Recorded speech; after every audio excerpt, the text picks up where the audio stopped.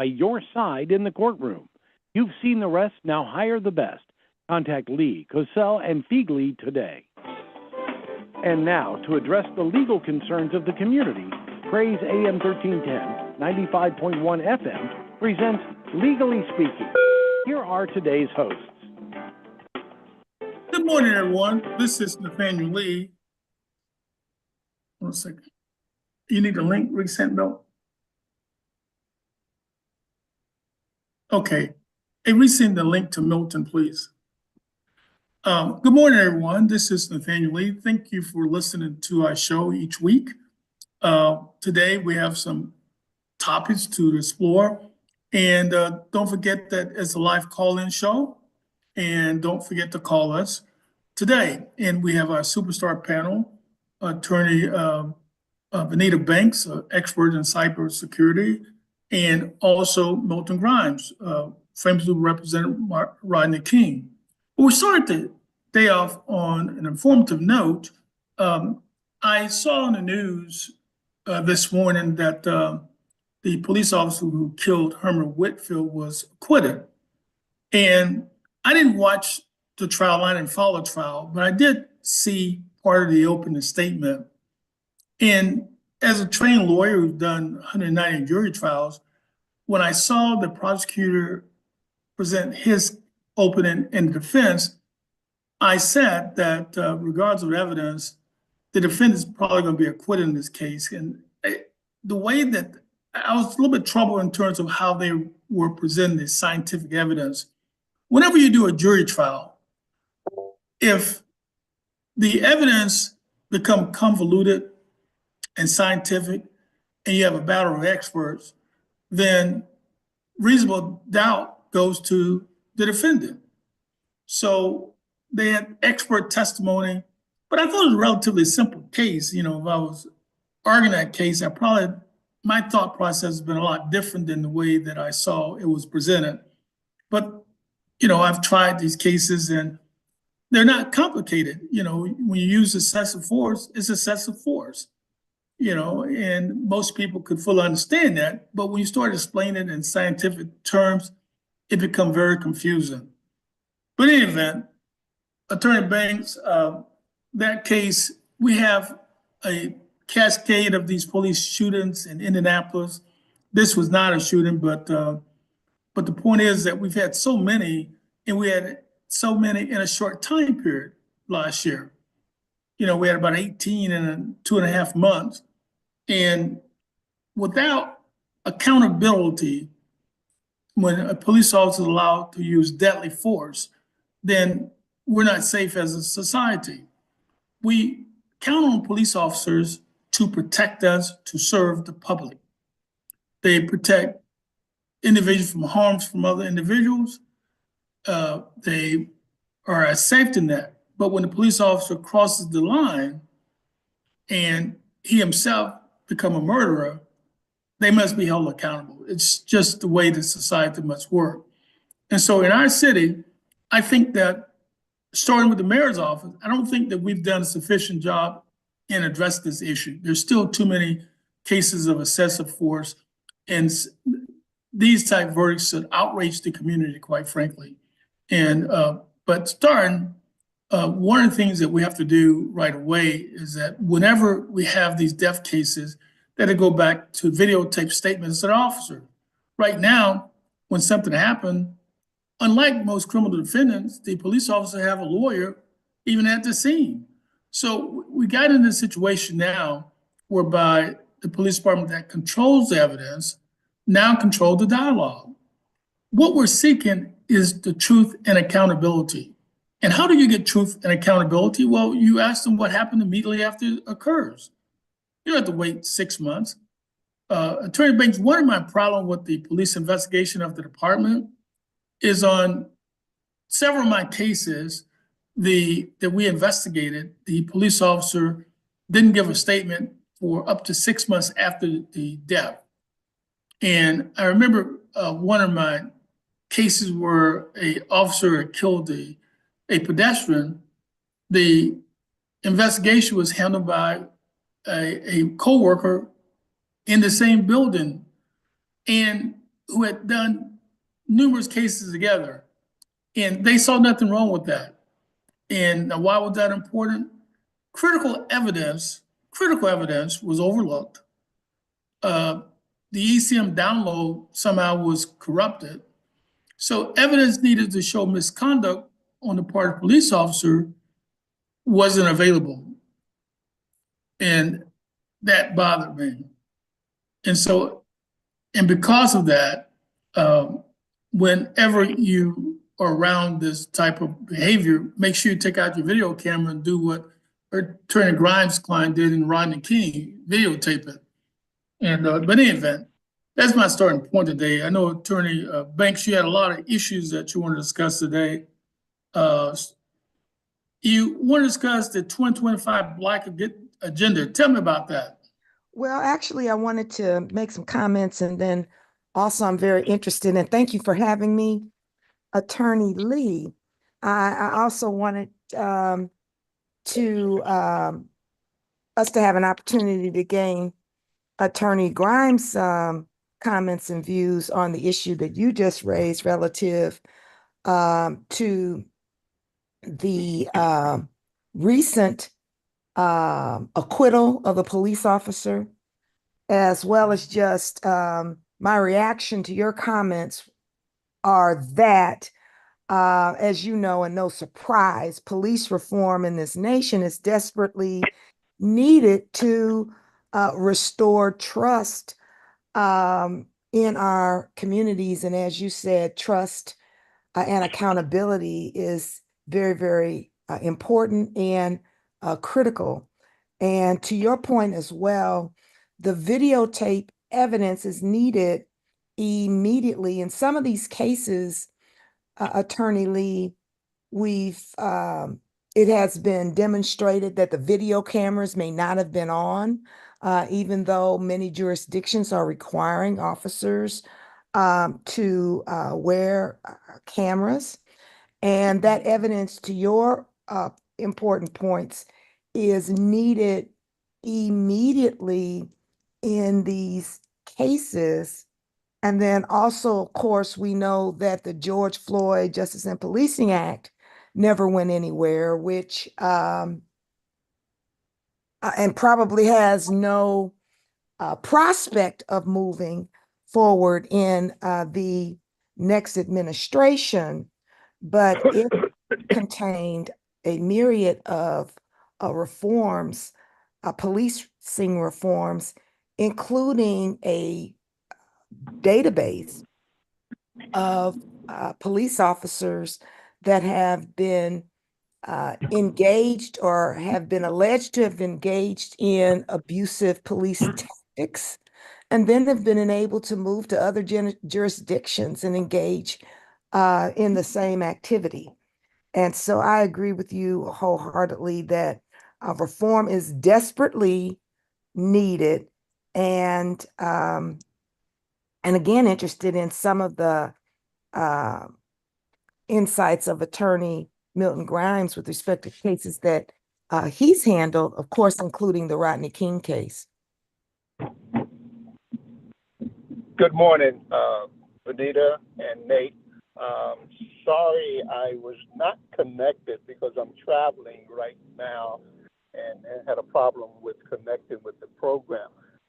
What was your original question, Nate? I don't want to just go on and on without answering the question. Well, it had to do with this, is that recently here in Indianapolis, in the Whitfield case, the police officers were acquitted yesterday. And what happened, Milton, I didn't follow the trial, but I did see the opening statement of the case. And after I saw the excerpts of the opening statement, it took me about 2 seconds to say that based on the opening statement, the way the case is being presented, the defendant will be acquitted. They were dealing with scientific evidence, but this was a pretty simple case that seemed like it went off the rails. They had the scientific evidence, but it's a simple case of excessive use of force by the officers. And the net result is a family's in mourning and there's no justice and accountability. My problem, though, Milton, Vanita, is that we've had too many of these cases where the police officers have gotten a free pass. I represented a lot of officers over the years, and I'm telling you is that they have a big advantage. And here's the advantage they got, particularly here in Indianapolis, folks. Here's the advantage. When there's a police shooting, they get a lawyer right away. And they used to take the officer videotape statements right after the shooting or the killing. Now, why that's important? The reason that's important is that that's the only time in which you could probably get an accurate depiction of what actually happened. Once the lawyers get involved, everything gets muddled. You come up with these defenses. And finally, Milton, Vanita, one of the things I learned by representing a bunch of police officers is that at the academy, they were training the officer what to say. So if you have a police action shooting, what's the magic words that the police officer has to say to justify murder somebody? I was in fear of my life. I thought he was going to kill me. Okay. Now they get qualified immunity. They're protected. Even though it may be unreasonable for them to think that, we have a case now where the police officer shot a guy in the back through a fence. And so we'll see how that turn out. And so my problem, Milton, is that what do we have to do to make these police officers be held accountable? We have to change the culture, and I'll just add into that.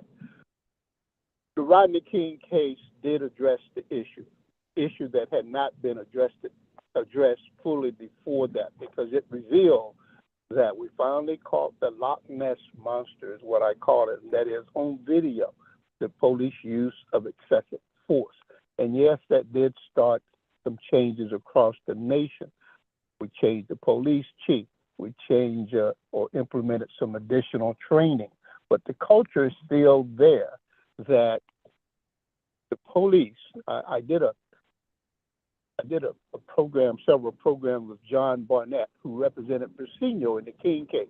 And he's a friend of mine in Orange County. And I never forget, he told the audience, the problem is with Milton and I, we have two different clients. When Milton goes to court to represent a person accused of a crime, his client is presumed guilty. His client is presumed guilty. He said, when I go to court to represent a police officer, my client is presumed innocent. And that is that the presumption of innocence covers a police officer accused of a crime. And you can see that in the cases. Yeah, there are some cases where the evidence is strong enough that it's overwhelming and the jury will find the officer guilty. But I have seen, if you remember the Cleveland case where they had a caravan of 50-some police cars following this car down this street at 30 miles an hour. And when the guy pulled into a parking lot, they shot over 100 times. I think it was 130 sometimes. It was called the Cleveland. You remember that case where the judge said the officer was in fear of his life. And what happened? This one officer, after the car stopped, and they didn't have the young man and the woman didn't have a gun in the car. This officer jumped on the hood of the car and shot through the windshield over 50 times. Riddled these two bodies with bullets. And the judge, they had a court trial. Judge concluded that the officer was in fear for his life, and that's why he shot that many times. So he found him not guilty. I had a case here, personal case here in California, in Beaumont, California, where the officer blinded my client, shot her in the head with a pepper spray gun, and then lied to his sergeant when the sergeant arrived and said that she was attacking him with the handcuff on her wrist and it was a deadly weapon, and he thought that she would murder him and his partner. A week later, when he found out after the search that she had a box opener in her back pocket, he told Internal Affairs, I thought she was reaching for a weapon. I thought she was going to get a weapon out of her back pocket. That's why I shot her with this pepper spray gun. Well, the video the camcord on in his car showed that he had her hands behind her back the entire time of the confrontation, and he was holding her hands behind her back. And at one point, he pulled out this pepper spray gun and told her, "If you don't stop resisting, I'm going to pepper spray you." And she said, "I'm going to shoot you with this pepper spray gun." She said, "What's that? I just want to know, what did I blow, officer?" And she asked the question, "What did I blow? One time too many." So he pulled the pepper spray gun out and shot her beside the head. Bam! He ended up blind, totally 100% blind in both eyes. It shattered the right eye, and it severed the optical nerves of the left eye, rendered her blind for life. The jury hung on his prosecution. There was a 10-2 vote for guilt. Then they tried it a second time, and there was a mistrial. So the DA says, "I can't win this case." I said, "You can win this case. Put on the evidence. Let the jury see that he lied to their first sergeant, and he lied to Internal Affairs a week later." And no, we can't win it. My boss said we got to settle it. So they gave him a misdemeanor, federal time served, and out of here. So it's a culture that the officers have that they know the majority of the time the jury is going to set them free, because there may be one or two people who would just not convict a cop. And in the present day,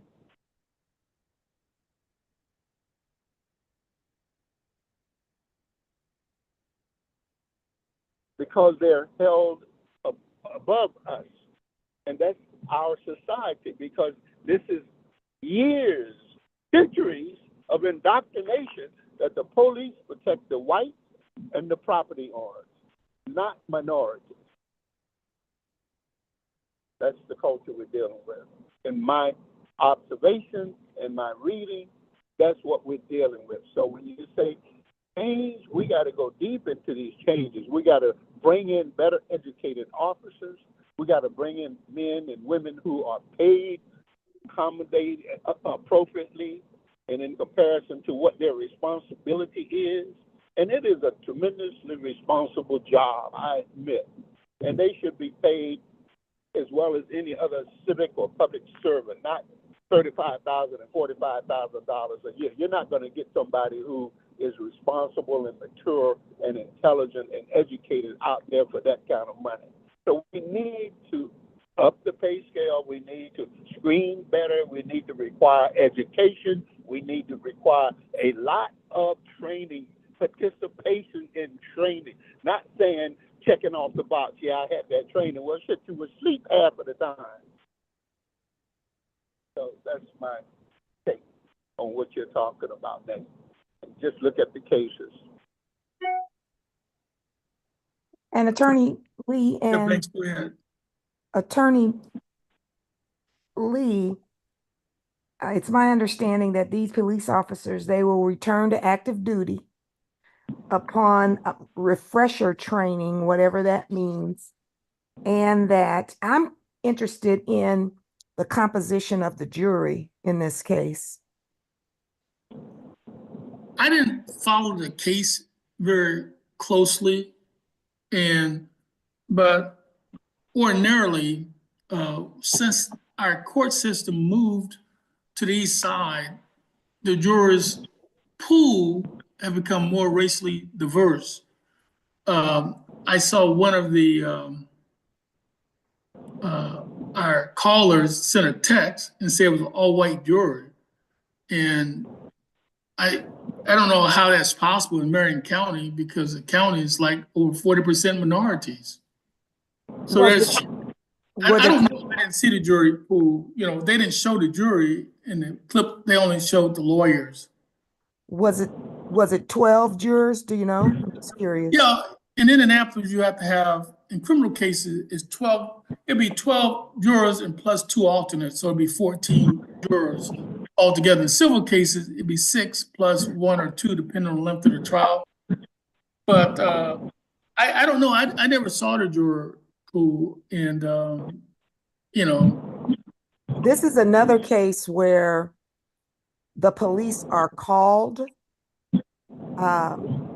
to a home. It's my understanding in the Indianapolis case that the family called police and said he was having, he was suffering or having psychosis, and that the police officers used a stun gun on him and restrained him after again having been called by the family. We saw the same situation here in Illinois where a woman apparently, potentially, because I don't think the facts have been totally determined in this case, but she called the police here in Illinois and said that she thought someone was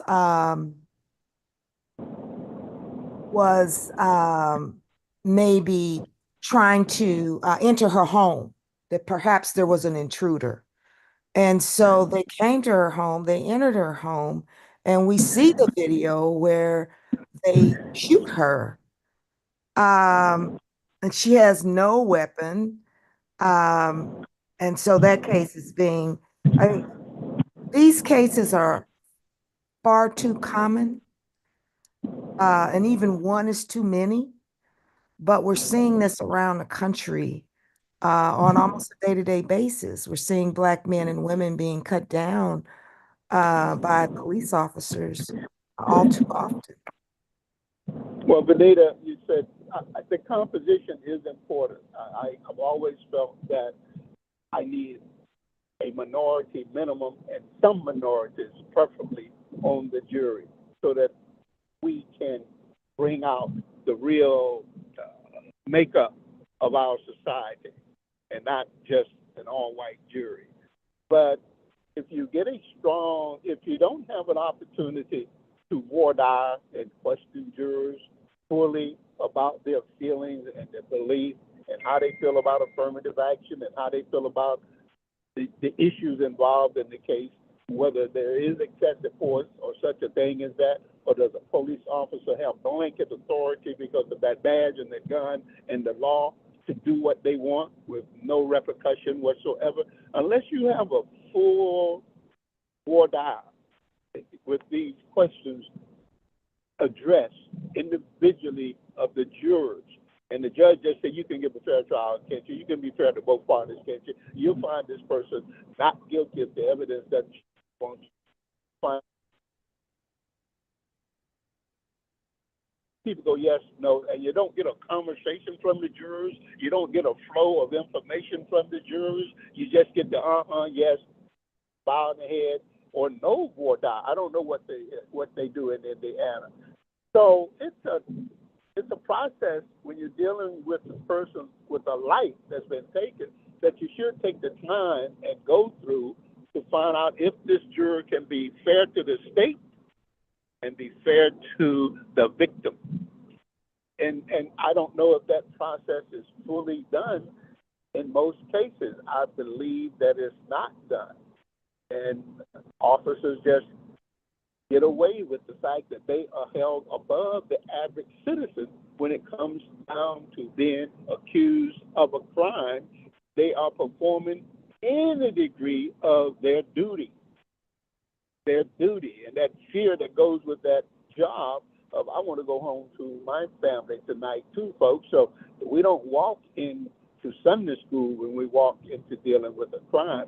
Our lives are at risk, and the least little thing that happens would set me off.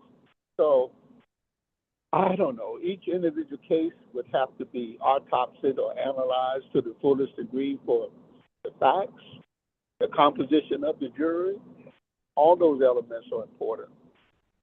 I agree. Absolutely. But I've seen a strong person lead a jury down the path. It so happened it was my advantage, but that one person has set out to be the jury foreperson and to lead it down a certain path. I can conclude from that jurors will lead jurors down a path that's converse to what I want too, and that more often happens than leading them down the path that I want. Your One of my, comments are true. counsel, Go ahead. one of my concern is that it's not just the criminal trial, but what the city of Indianapolis done, I think, is shameful. The city of Indianapolis, um, it seemed like the mayor's office, who I admire a lot, but this thing right here, I think he's a failure. They bow down to the FOP. And historically speaking, I can speak from firsthand experience, FOP has not really supported African American police officers as a general rule in terms of the promotion issue. And so it's almost like the FOP, they target white officers. Now, my problem with this is when the city have these massive amount of police murdering of citizens, in a civil case, the first thing they do, they try to go to federal court so they don't have African Americans on the jury. Right. See, the state of Indiana is about 9% African American. And so when you go in the federal jury pool, you know, that's only in Indianapolis is only the area that got a high percentage of African Americans, but the jury pool include all these contiguous counties that have few, if any, African Americans. So you get a jury pool that doesn't look anything like the community in which it happened, right? And so the city is doing that on almost every case.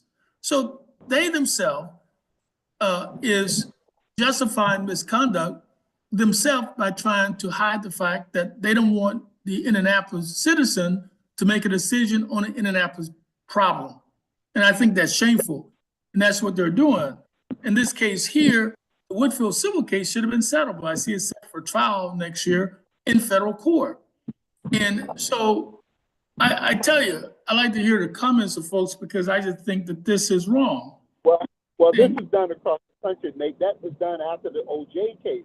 It was realized by the powers to be that we get too many black jurors on juries in downtown LA. So we have to disperse this. We have to minimize this. We have to dilute this. And so now downtown LA, it's hard to find one or two African Americans on the jury because they now bring in people from the other cities of Los Angeles, like Long Beach and Torrance and Lancaster and the surrounding cities that are predominantly white and conservative. And so you don't have an OJ jury possibility anymore where you have 8 or 9 African Americans or minorities on the jury. People who understand the community, people who understand the relationship between minorities and the police, who knows how the police travel, how disrespectful they are, how intrusive they are, how they disregard your constitutional and civic rights when they approach you. So those kind of jurors, they thin out, they spread them out. You don't have the concentration of them downtown LA. So you don't have a jury of your peers per se anymore. And that's happening all throughout LA County in the minority communities that had a heavy concentration of minorities. They diluted that jury pool to include people from outside that community. And I understand that it's happened across the nation. It's sort of that realization came in coincidentally after the OJ verdict. All right, Bank, you were speaking. Go ahead, ma'am. One of our callers, there's a lot of interest in this issue today, Attorney Lee and Grimes, that I see in the chat box. And one of the cases that is pending here in Illinois, and which was mentioned by one of our callers, is the Sonia Massey case. And what's interesting, there are a lot of interesting parallels, if you will, in that case. We talked about the video camera recordings and the importance of those being released immediately. In this case, Sonia Massey was killed in her home on July 6th of 2024. And the video camera evidence was released on July 22nd. And the police officer uh, has been arrested, and the caller asked whether or not he'd been released on bail. His attorney has asked that he be released on bail in order to obtain medical treatment, as well as the fact that he's not a danger to the community. Again, Miss Massey called police to her home because she thought that an intruder may have entered her home. They entered her home, and in a few minutes, Miss Massey was killed by this police officer. And the videotape evidence is there for everybody to see that exchange. She was over by her sink, and there were words regarding boiling water on her stove. She made um, comments as she was in front of her stove uh, to the police officer, something to the effect of, "I rebuke you in the name of Jesus." And after she repeated that statement, the officer drew his gun and killed her. And so he has been fired, and the officer, and one of our callers has asked whether or not he's been released on bail. His attorney is attempting to make that argument as we speak, that he should be released in order to obtain medical treatment. And interestingly, the point I made earlier about officers moving from jurisdiction to jurisdiction and engaging in continuing abusive, conduct, this officer had worked in over 6 different police departments over the years of Miss Massey. That's terrible. Also, callers, our phone number, we have a new number, 646-558-8656. That's 646-558-8656. Sorry for the phone chain, but we had a flaw in our account, the Zoom account. Somehow the number start blocking it, but it's 646-558-8656. And go ahead, Counselor. There was recently, I think 3 years ago, they published in the paper that 45 officers in the Bay Area, and I don't want to say it was Alameda County, but I believe it was Alameda County, that they were suspended or put on probation because it was discovered that those 45 officers had not passed the psychological profile test that they administered to police. Either they hadn't been given the psychological profile test, which is a very important, I believe, examination of the qualifications of an officer. They hadn't been given it, or they had failed it.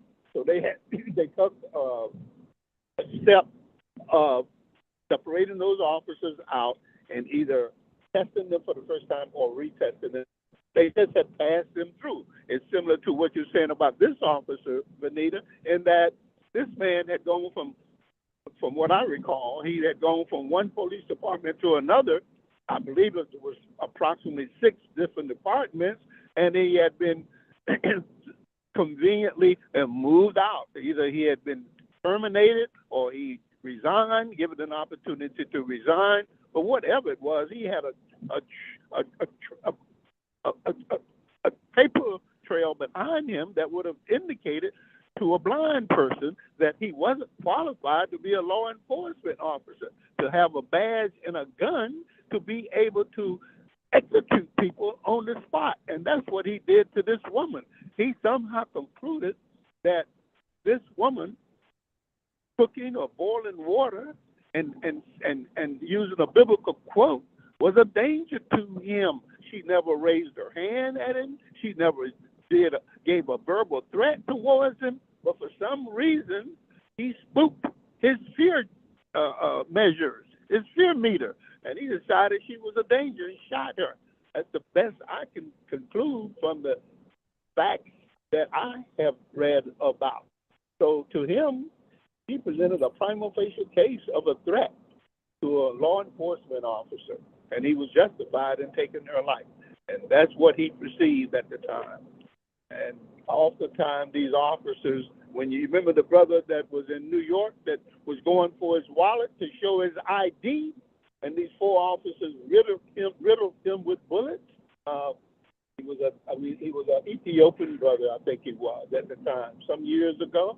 I mean, they think we're dangerous. They I don't know if they think we're dangerous or they just don't give a doggone about our humanity, and they could make a call. Mm. It's breathtaking to me, guys, and I hate to get all excited about this conversation. I apologize if I used a bad word earlier, but it just seems to be one of those kinds of things that could be more seriously and effectively taken care of, and we just we won't do the right thing in doing it and addressing it. And I think it goes back to punishing them, making them liable for what they do. Most departments, the officers are not responsible for the lawsuits. They sometimes boast about, I kicked that guy's butt more than you because the jury came back with $5 million on the beating that I gave him, and they only came back with $2 million on your case. I've heard that kind of talk from some officers on the inside of how their comrades look at a lot of the police brutality cases. They look at them as a badge of honor amongst themselves. And unfortunately, Milt, when I've done a bunch of these trials, the most salacious evidence is never admitted under rules of evidence. We get some evidence that is so powerful that it shows the criminal intent and the evil mind behind the murder. However, rarely, if ever, do you get that admitted into evidence at trial. Right. And so that's part of the problem with the system.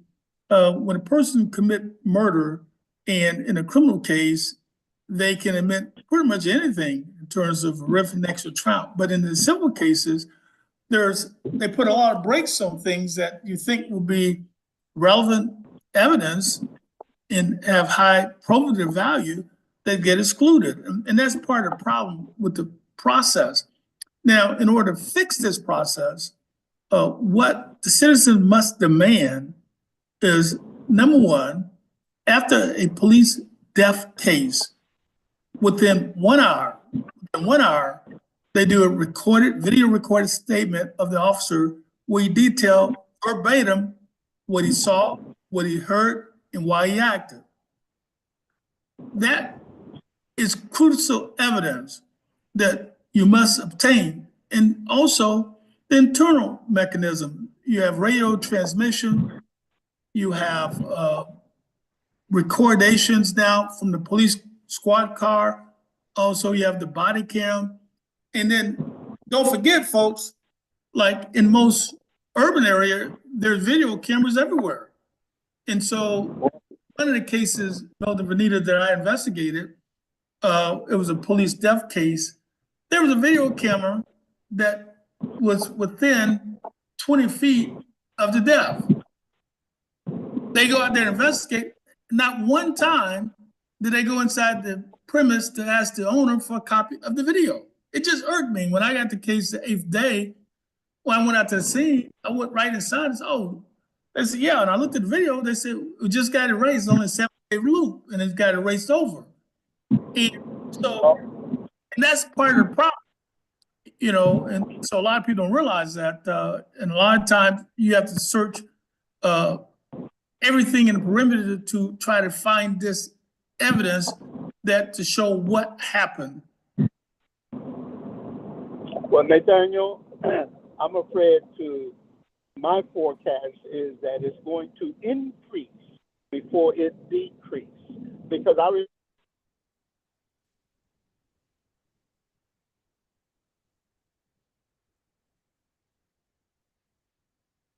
I lost you, sir.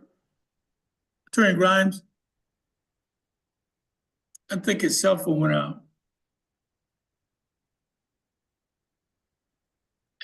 I don't know, Attorney Banks. He was saying increase. I've not seen a decrease in police homicide cases, at least from my vantage point. I mean, You know, in the wake of George Floyd's death, we thought that might be the tipping point that would lead to police reform in our nation. That hasn't happened. The number of African American men and women that are being killed by police officers continues. well, it's gotten even worse. Here's what has happened that is very sad. Somehow, the Florida Governor DeSantis started calling civil rights issues initiative woke, whatever that means. And they completely took a very important civil rights initiative by African Americans and made it sound like they were being treated better, and not realizing the genesis of this woke had to do with Jim Crow laws, lynching, and murdering of African American. Stay awake. Don't get murdered or don't get maimed by white supremacists. And woke now is being used, counselor, to eliminate racial parity in employment and academics. Now we see this notion spread all across the country that DEI, diversity, equity, and inclusion, is bad. And it's short-sighted in the sense that in America, we've always had affirmative action, but it never applied to Black folks. It applied to people that were white, privileged, wealthy, or had political influence. We've always had that affirmative action.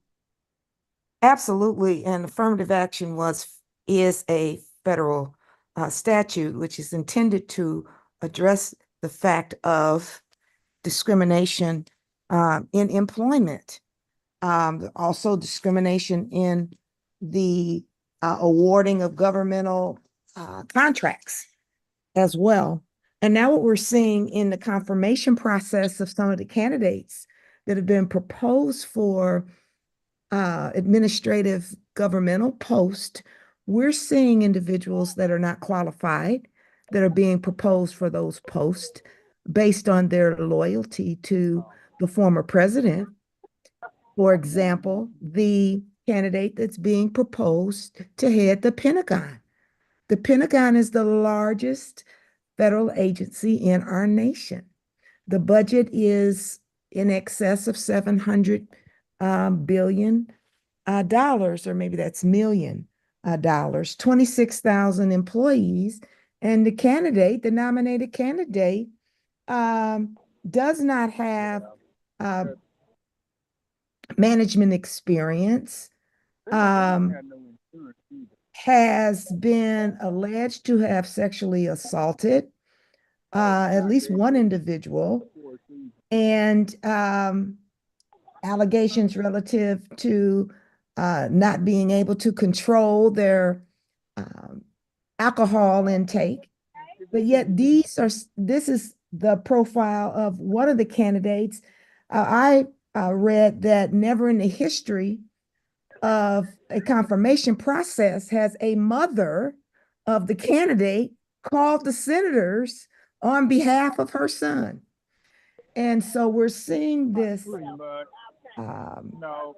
inconsistent assessment of some candidates as we weaponize terms against overqualified candidates, such as our Vice President Kamala Harris, for example. So one of the things that I think as we move forward, we have to ensure that we're speaking out against the demonization and weaponization, and we talked about this before, Attorney Lee, of terms such as woke and DEI. I was on a call recently where we were discussing the fact that DEI is the new dog whistle for the N-word. And so we need to assemble our think tank, similar to the Heritage Foundation's think tank, that have been studying and crafting these positions for years. What do you think? I think you're 100% right in the sense that we have to have a response to the eradication of the civil rights and equality initiative that have emanated since the Jim Crow era and the segregation eras of the 60s. You know, this is not an old concept. Segregation in the United States was still prevalent up to the 70s in our country. And maybe people forget about that, but I remember going to restaurants and they would have interest for colors and water fountains, and everybody forget about that. But we have not had equal rights for a very short period of time in this nation. And we're trying to see these massive rollback of rights that were fought and gained for and earned over the years. Let's take this caller real quickly. Caller, you have a question or comment for us today? Go ahead. Hello? This is Pierre. Can you hear me? Loud and clear. Can you hear me? Loud and clear. Go ahead. Oh, good morning, everybody. This is Pierre. Milton, you'll remember out in L.A., the police tasered Keenan Anderson. He was a cousin of Patrice Cullors. And the police put out a video. LAPD put out a video. And it's about the same thing that happened here with the case that Nate mentioned when he came on. And the point I want to make is that the police did everything that they could. They followed the book right down but the problem is the person was tased. They had other things in their system, and they died. Yes. Now, those police officers here in Indianapolis, in my opinion, and my heart goes out to the Whitfield family, but those cops should have never been charged because they essentially did the same thing.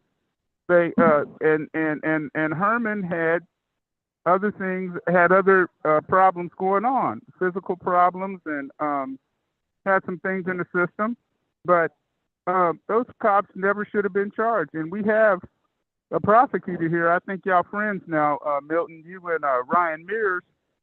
I call him Ryan George Gascon Mears, because those cops should have never been charged. And I'm telling you, now going forward, what's going to happen is when police are called for mental health episode, we got a mental health unit now, which is good. But what's going to happen is they're going to say, is he doing anything criminal? Has he hurt anybody? If the answer is no, I doubt the police are even going to intervene. And thank you for taking my call, Nate. You got to get a new number, man, because it was a hurdle trying to get into here. But thank you for taking my call, though. Okay, we'll work on that by next week. We'll get this corrected because it would somehow block the number. I'm sorry about that. We'll see, can we fix it by next week. Milton said a mouthful, but I respectfully disagree. I think that they made the right decision to charge the officers, and the justice system worked its way out. You know, they were acquitted, so you have to respect what the jury verdict is at this moment in time. There's still a civil case, and we'll see what happens with the civil case. They're not client. I've looked at a lot of these, and I've seen some clear misconduct on police action that are trying to be protected by the FOP, even though the officer clearly were wrong, and they're protected by this blue shield. I got disconnected for a moment. I apologize for when I was saying that we can expect more of this in this present administration coming forward. But it was I didn't quite get Pierre's point. I don't know if he was being cynical or what when he said that the officer shouldn't have been charged. I don't quite connect that. I don't know. I don't know. I thought that they should have been charged because evidence will present to a grand jury of probative value. And Right. the net result is this, Mr. Whitfield should not have died that moment in time.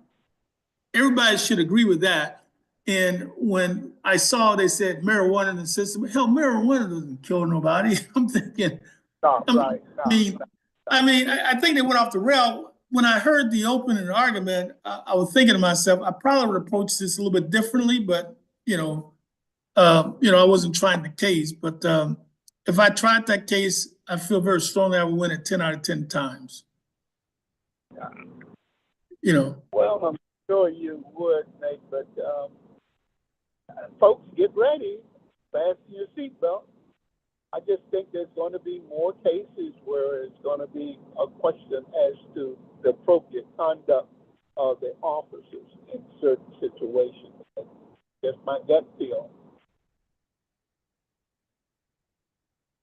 Wow, it's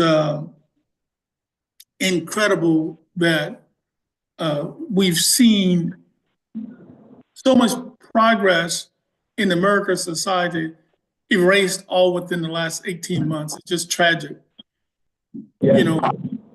I learned, Vanita, I went to the bar meeting for the first time in a long time last week.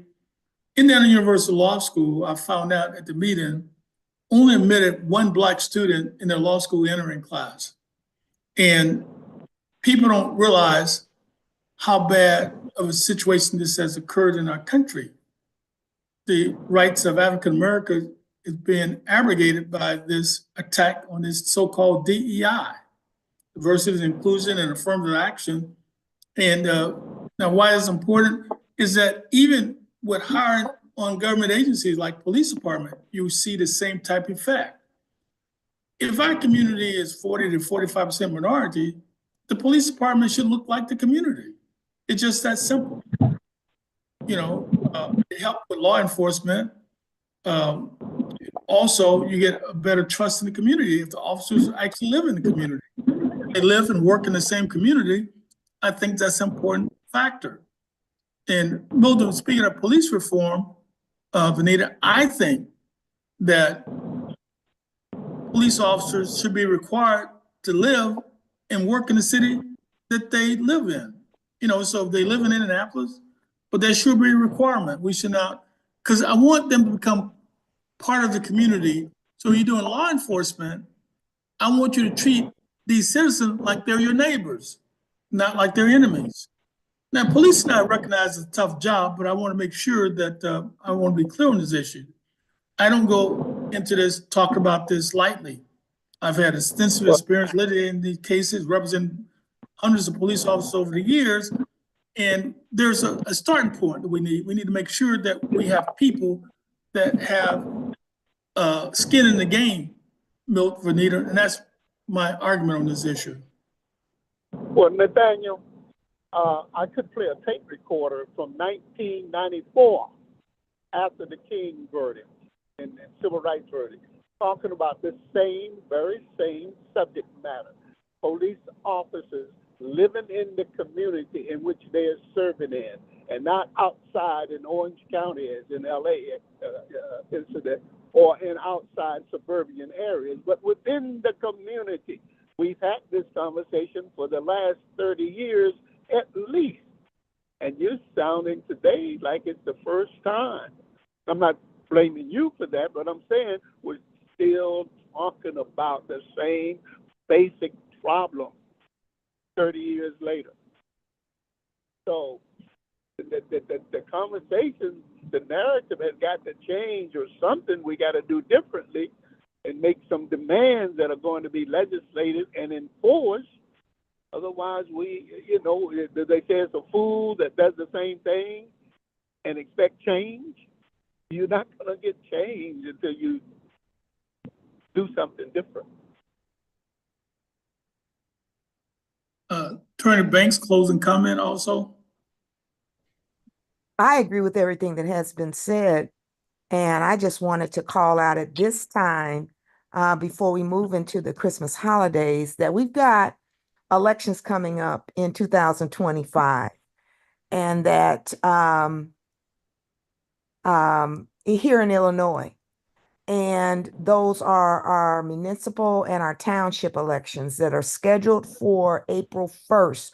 More to follow, but your homework, callers in the Illinois, that are residents of Illinois, is to begin to know these candidates and understand the candidates that are running for office in your local communities. As we know, all politics is local. And so please begin to determine who's on the ballot in your city, county, and town, and what do they stand for, and do they stand for issues that are important to you? Amen. That's very important. Closing comment. Well, I'd like to thank you for listening to our show today. And I'm sorry that you weren't able to call in, but what we do is that we'll fix the problem. It has to do with Zoom. When the account ran over, we set the show for each week. Apparently, when we changed the date, it changed the setup, and we had to figure out how to fix it. Well, thank you very much, and I'd like to thank our VIP guests, and I look forward to talking to you next week. Until then, may God bless and keep you. And always remember that we're in this season of giving, and Christmas around the corner, and try to look out for your neighbor. Thank you, everybody, and have a great weekend.